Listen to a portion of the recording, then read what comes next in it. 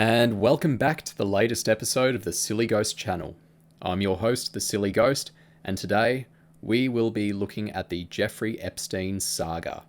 So I know I'm pretty late to this, but I figured in light of the recent news that Ghislaine Maxwell, Epstein's partner in crime, has been arrested and charged with enticement of minors and reportedly faces up to 35 years in prison, along with the 4-part documentary on Netflix that goes into detail about the extent of Epstein's influence and the abuse of the women who have been brave enough to come out and tell their stories, it's still a hot-button topic that needs to be talked about more often, particularly within the mainstream media. So to summarise, this saga goes all the way back to 2005, when police in Palm Beach, Florida, received a phone call from the stepmother of a 14-year-old girl, saying that Epstein had sexually assaulted the girl and that she was paid to perform sexual acts on him, according to the police reports. Over the following 3 years, an investigation ensued that involved not just the Palm Beach police, but the FBI as well. Police searched Epstein's home and found a large number of photos of young girls, erotic artwork, and a lot of books about sex slavery. And after interviewing 5 victims and 17 witnesses under oath, in May 2006, police filed a probable cause affidavit saying that Epstein should be charged with 4 counts of unlawful sex with minors and 1 count of sexual abuse. When the FBI joined the investigation in July 2006, they managed to find and compile a list of more victims, which resulted in a 53-page indictment of criminal sex charges, further accusing Epstein of having unlawful sex with minors, sexual abuse, solicitation of prostitution, you name it. If any regular person was facing all these criminal charges of the very worst sort, then your life would essentially be over. But this is where it got really juicy. If you were someone like Jeffrey Epstein, with a lot of wealth, a lot of friends in high places, and with a lot to hide, money and influence is everything. The then US Attorney for the Southern District of Florida, Alexander Acosta, who is the slimiest, seediest looking weasel man that I have ever seen, no offense to actual weasels, agreed to a plea deal, or non-prosecution agreement, that essentially granted Epstein immunity from all federal charges, along with 4 named co-conspirators and any unnamed potential co-conspirators. In exchange, Epstein agreed to plead guilty to 2 felony prostitution charges, register as a sex offender, and pay restitution to 3 dozen victims identified by the FBI. According to the Miami Herald, the non-prosecution agreement essentially shut down an ongoing FBI probe into whether there were more victims and other powerful people who took part in Epstein's sex crimes. At the time, this halted the investigation and sealed the indictment. The Miami Herald said Acosta agreed, despite a federal law to the contrary, that the deal would be kept from the victims. And it doesn't stop there. On the 30th of June 2008, after he pled guilty, Epstein was sentenced to just 18 months in prison, where he only ended up serving 13 months. And during that time, he was housed in a private wing of the prison and was allowed to actually leave the prison on work release, I say that with quotation marks, very heavy quotation marks, for up to 12 hours a day, 6 days a week. And then when he was released from prison for a year of probation on house arrest, he still moved around between his place in New York and his island. Like, in what other world would anyone be able to get away with that? It seriously shows how much money he must have had, or how much he either had a lot of dirt on people in the justice system, or he knew the right people to get him this sort of plea deal. You're charged with sex crimes and you still get to wander around freely, even though technically you're convicted and supposed to be in prison or on house arrest. It just doesn't make any sense, and it really actually makes my blood boil just thinking about it. It's like, no one else could get away with this kind of shit. It's ridiculous. Anyway, moving on. Fast forward to July 2019, and you have old mate Jeff getting arrested again, this time on charges of sex trafficking. When police raided his New York mansion, they found a lot of photos and hard drives of naked underage girls. They also found tens of thousands of dollars in cash, few expensive diamonds, and a fake foreign passport. According to his lawyers, he needed that fake passport because, as an affluent member of the Jewish faith, he was in danger of being kidnapped while travelling abroad.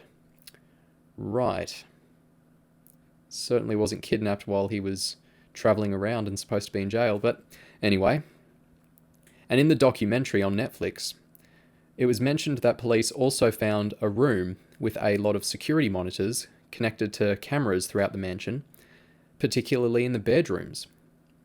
Now, I'm not one to usually give in to conspiracies, but the only logical reason that I can think of as to why Epstein would have that little operation going on inside his home might have, most definitely, have been a little way to blackmail his rich and powerful buddies who think age is just a number.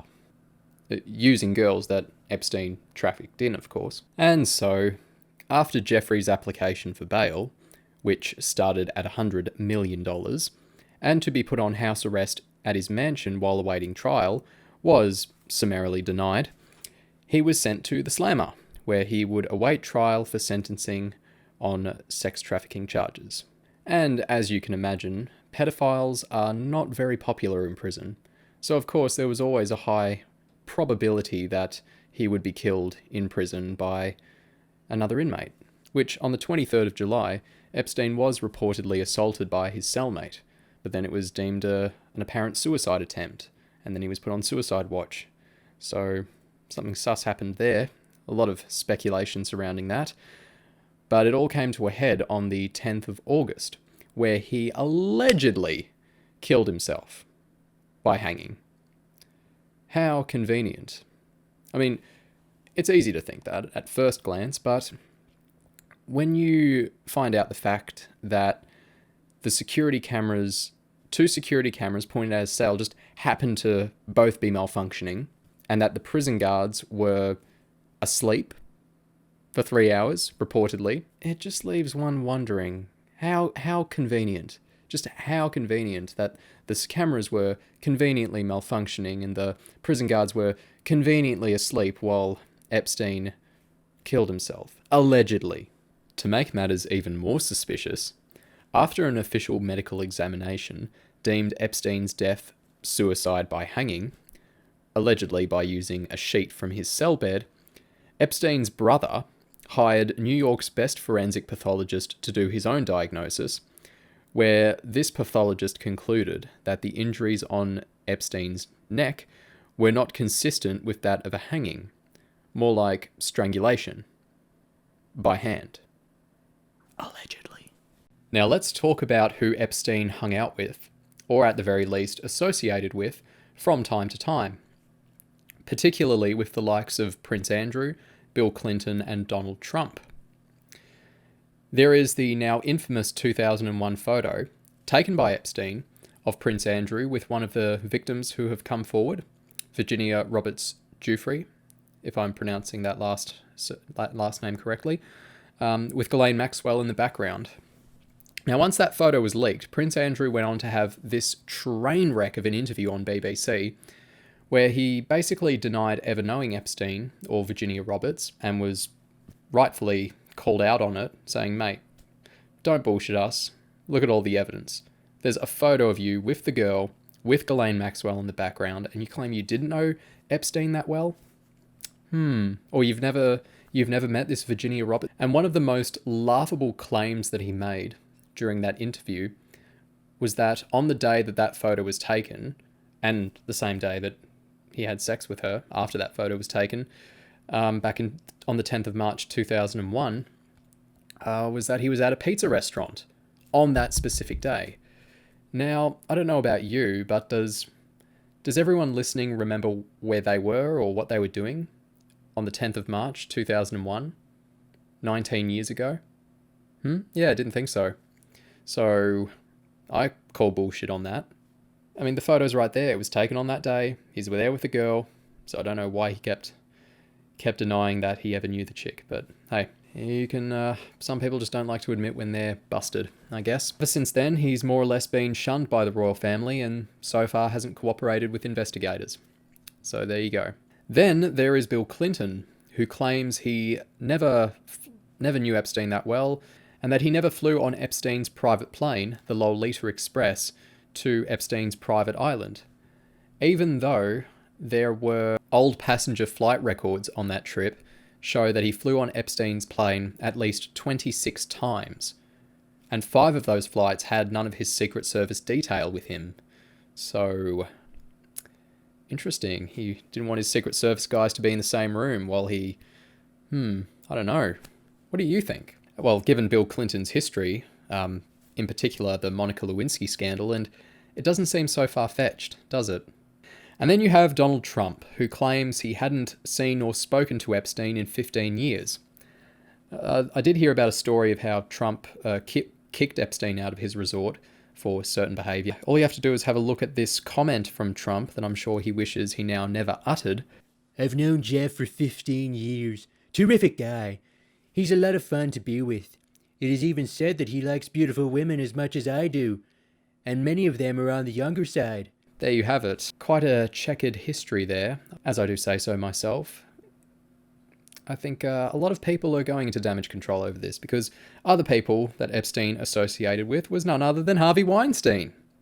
And he's mentioned in the documentary at one point, because he was, of course, getting up to some kind of risque behaviour with the girls. And by risque, I mean being an absolute fucking creep, as he was eventually exposed as. And then you have Woody Allen and Leslie Wexner, who's some big shot billionaire who owns a lot of fashion brands. And when you look into these people, it doesn't seem so far-fetched that they would be friends with a guy like Jeffrey Epstein and looking to acquire his services, if I do say so myself. But let's just go back to that part in the documentary where it was found out that Jeffrey Epstein had a security room that had cameras looking into all the bedrooms. So if I had to put my finger down on it, I would say that Jeff blackmailed quite a few people. Maybe that's how he got so rich. He's like, I've got all this dirt on you and give me money or else you'll be exposed as the fucking pedophiles that you are. So I guess when he eventually got arrested, there were certain people who were like, oh shit, he's probably going to rat on us to save his own skin. Let's send our regards. So I guess it's now just a case of finding out who ordered the hit. Was it the Clintons? Was it the royal family? Was it Trump or someone else? I guess we'll never know. You know, I'm just some guy going on some ramblings about the conspiracy. So what the hell do I know? Due to the ongoing case involving Ghislaine Maxwell, I think it's just a case of waiting to see if she will go to trial and get charged and sent to prison. But if she decides to conveniently kill herself, I say that with finger quotations, then yeah, it'll just seem really convenient. I reckon there are a lot of people out there, a lot of rich and powerful folk who've got a lot to hide.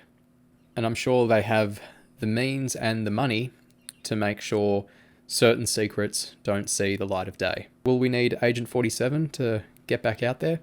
So that brings to an end my summary and thoughts on the whole Jeffrey Epstein saga. I hope it's given you all food for thought and just how much money can buy. And I hope you've enjoyed listening. I'm your host, The Silly Ghost, signing out.